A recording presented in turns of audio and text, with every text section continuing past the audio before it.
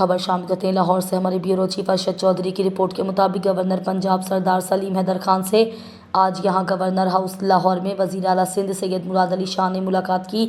Governor Punjab और peoples party Punjab की क़यादत ने वज़ीर आला सिंध सैयद मुराद अली शाह की आमद पर उनका पुरजोश इस्तकबाल किया।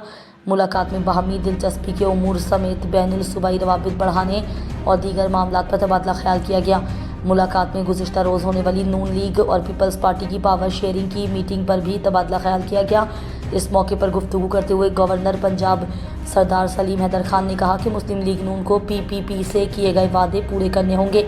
उन्होंने कहा कि मुल्क को दरपेश चैलेंजेस से निपटने के लिए इत्तेहाद और मुश्तरका कोशिशों की ज़रूरत है।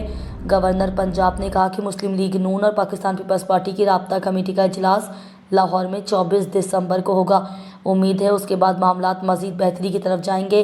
गवर्नर पंजाब ने कहा कि पंजाब में पीपल्स पार्टी की ताकत, खोया हुआ मुकाम और वक़ार दोबारा बहाल करेंगे। उन्होंने कहा कि chairman Pakistan Peoples Party Bilawal Bhutto Zardari नौजवानों के हकीकी मायनों में लीडर हैं। गवर्नर पंजाब ने कहा कि मुल्क में सियासी और मुआशी इस्तेहकाम के लिए नौजवान क़यादत को आगे लाना होगा। उन्होंने कहा कि इंशाअल्लाह बिलावल भुट्टो ज़रदारी को मुल्क का अगला वज़ीर आज़म बनाएंगे। गवर्नर पंजाब ने मज़ीद कहा कि दहशतगर्दी के खिलाफ जंग में सिक्योरिटी फोर्सेस के शहीद होने वाले नौजवानों को ख़राज अक़ीदत पेश करते हैं।